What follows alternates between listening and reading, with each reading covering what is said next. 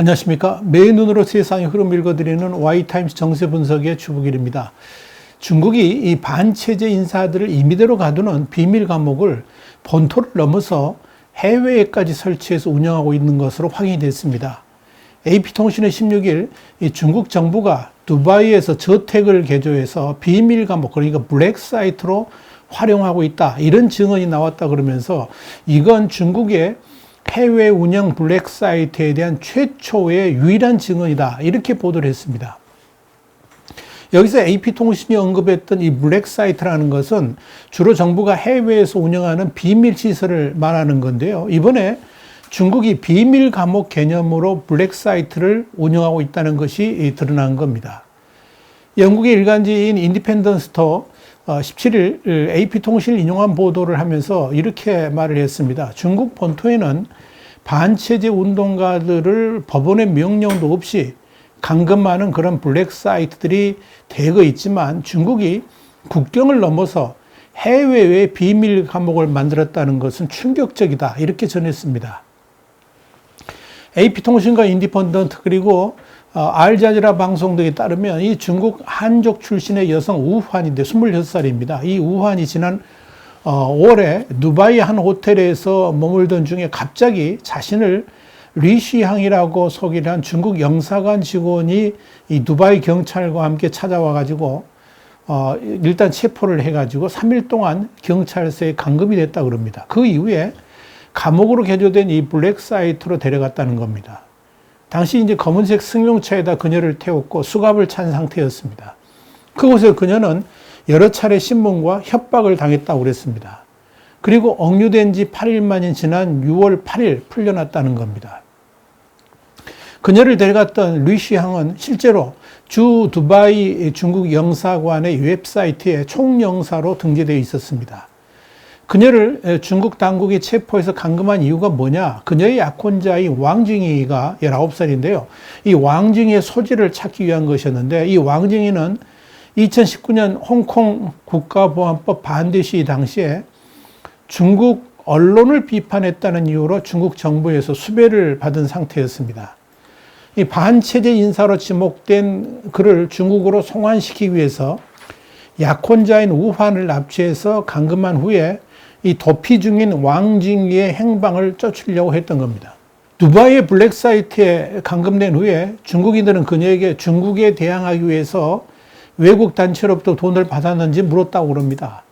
우환은 AP통신과 인터뷰에서 구금시설이 3층짜리 흰색 빌라였는데 중국인들이 시설을 관리하고 있었다 그랬습니다. 그러면서 이곳에서의 일들을 이야기했는데 약혼자의 성희롱 혐의가 적힌 조서에 서명하라, 이런 협박을 받았다 그러는 겁니다. 억지로 지금 없는 죄를 만드는 거죠.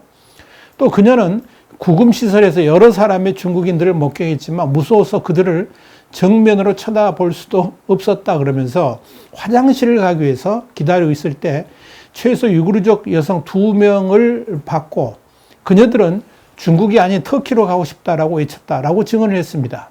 그녀를 가둔 구금시설은 철제 금속으로 된 문으로 잠겨 있었고 마스크를 쓴 경비원들이 지키고 있었다는 겁니다. 그리고 음식을 줄 때만 잠깐 문을 열어줬다, 이렇게 증언을 했습니다. 더불어서 이 블랙 사이트 운영자인 중국인은 그녀를 석방할 때도 차로 한 30분 넘게 운전해 간 다음에 거리에 내버려지듯이 이렇게 내팽개친 것으로 이렇게 알려졌습니다. 우한의 증언을 통해서 알 수 있는 것은 중국 당국이 해외로 도피한 반체제 인사라든지 소수민족인 신장 위구르족들을 일단 이 블랙 사이트에 구금한 다음에 중국으로 송환하고 있다는 것을 알 수가 있을 겁니다. AP통신은 이 보도를 하면서 이번에 언급된 이 두바이의 블랙 사이트 위치를 공개할 수 없다 그러면서 이를 취재하는 인디펜던트 등의 기자들한테는 우한과의 인터뷰 녹음, 그리고 이들 커플을 돕고 있는 기독교 비영리 단체인 차이나 에이드의 대표인 마프 목사의 증거들을 공개를 했습니다. 한편 이번에 극적으로 석방된 우한 씨는 우크라이나를 건너가서 약혼자 왕징이하고 제의를 했는데 이 우크라이나에서도 송환이 될 수 있다는 중국 공안의 협박을 받은 후에 네덜란드로 가가지고 정치적 망명을 신청했습니다. 자, 이번에 드러난 이 두바이의 블랙 사이트와 관련해서 인디펜던트는 중국 외교부와 두바이 주재 중국 영사관에 이에 관련된 논평을 여러 번 요구했지만 전혀 응답하지 않았다라고 보도를 했습니다. 중국 외교부의 화춘영 대변인도 브리핑에서 이야기에 대한 질문이 나오니까 내가 말할 수 있는 것은 그 사람이 말한 상황이 사실이 아니라는 것, 그 말만 하고 입을 딱 닫았습니다. 두바이 또한 경찰청과 미디어 오피스, UAE 외교국제협력부에 이 같은 사실에 대해서 확인을 요청했지만 역시 전혀 응답하지 않았다고 인디펜던트는 전했습니다. 이와 관련해 가지고 중국을 떠나서 미국에 거주하는 반체제 인사의 본국 송환을 추진하는 여우 사냥 작전에 대해서 계속 추적하고 있는 전문가가 있는데요. 대만 중앙연구원의 첸 유지입니다. 유지 첸이라고 영어 발음을 하자면 유지 첸인데 이 유지 첸 교수는 두바이 내 블랙 사이트에 대해서는 들어본 적이 없다 그러면서 중국 정부가 공식적인 방식은 물론 비공식적인 방식까지 총동원해서 이 해외에 있는 반체제 인사들을 송환하려고 하는 시도가 늘어나고 있는 추세다 이렇게 말을 했습니다. 이번에 일시 감금된 우한의 약혼자인 왕징이를 반체제 인사로 모은 것은 바로 중국의 국가보안법이었습니다. 국가안보법이라고 하기도 하죠. 중국은 이 위구르 인권운동가들이라든지 홍콩 민주화 운동 등을 하는 이들한테 이 국가보안법을 내세워가지고 체포를 하고 있고 해외로 도피한 이들에게도 역시 국가보안법 위반으로 본국으로 송환하는 작업을 하고 있습니다. 이번에 특히 두바이가 도마 위에 오른 것은 중국이 두바이의 경찰들을 매수해가지고 공동으로 두바이에 체류 중인 국가보안법 위반 중국인들을 체포하고 있고 또한 이들을 추방하고 있기 때문에 그렇습니다. 이번에 두바이에서의 블랙사이트 증언은 그런 관점에서 미국의 동맹국들이라든지 우방국 그리고 관련국들에 대해서 중국의 외교적 영향력이 얼마나 큰지를 확인할 수 있게 해준다는 점에서 주목을 받고 있습니다. 여러분, 문제는 이런 블랙사이트가 외국 현지의 경찰이라든지 정부 기관들하고 교묘하게 연합을 하면서 불법적이고도 해당국의 외교 주권을 능멸하는 일들을 G2 국가라고 말하는 중국이 뻐젓이 행하고 있다는 점입니다. 사실 그동안 해외로 탈출한 중국의 반체제 인사들에 대해서 중국이 수단과 방법을 가리지 않고 송환한다는 그 여우 사냥에 대해서 많이 언급들이 됐죠. 우리 YTN에서도 자세하게 분석을 해드린 적이 있습니다. 그런데 이를 구체적으로 실행하는 해외의 블랙사이트가 공식적으로 드러난 것은 이번이 처음입니다.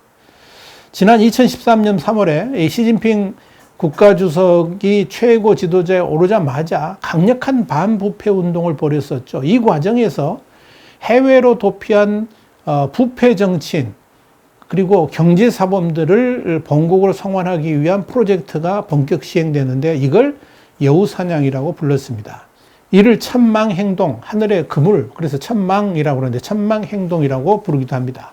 이에 따라 중국 공안은 과거 30년간 해외로 도피한 관료 4천여 명 그리고 국유기업 관계자 같은 1만 8천여 명을 대상으로 표적을 삼고 대대적인 사냥에 나섰습니다. 경제와 법률, 외국어 실력까지 겸비한 최정예 멤버들을 4인 1조로 구성해가지고 60여 나라에 파견한 겁니다.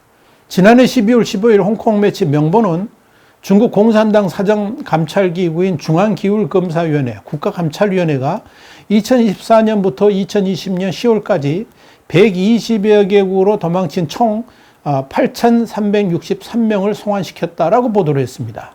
이들 중에는 공산당원과 정부관리 2,212명, 그리고 인터폴 적색 수배자 357명, 중국이 발표한 적색 지명 수배자 100명 중에서 60명이 포함된 것으로 확인됐습니다. 중국은 이들뿐만 아니라 해외에 나와 있는 위구르인들의 송환 작업도 박차를 가하고 있습니다. 이들이 해외에서 이 신장 위구르 독립운동을 펼칠 수 있다, 이런 우려 때문에 그런 겁니다. 최근 들어서 중국으로 송환된 위구르인의 수는 뚜렷하게 증가되고 있습니다. 위구르 인권 프로젝트 자료에 따르면 1997년부터 10년간 외국에서 중국으로 송환된 위구르인은 단 89명이 불과했는데 2014년부터 현재까지 중국으로 송환된 위구르인은 1327명에 달합니다. 중국은 이런 여우 사냥을 하면서 폭행과 고문, 가족 인질 같은 무리한 방법을 사용하면서 전 세계의 인권단체들로부터 비판을 받아오기 시작했습니다. 또한 해당국의 형법 절차를 무시하다가 마찰을 빚기도 합니다. 이렇게 저돌적으로 밀어붙이던 이 여우사냥 프로젝트도 미국과의 관계가 악화되면서 급브레이크가 걸렸습니다.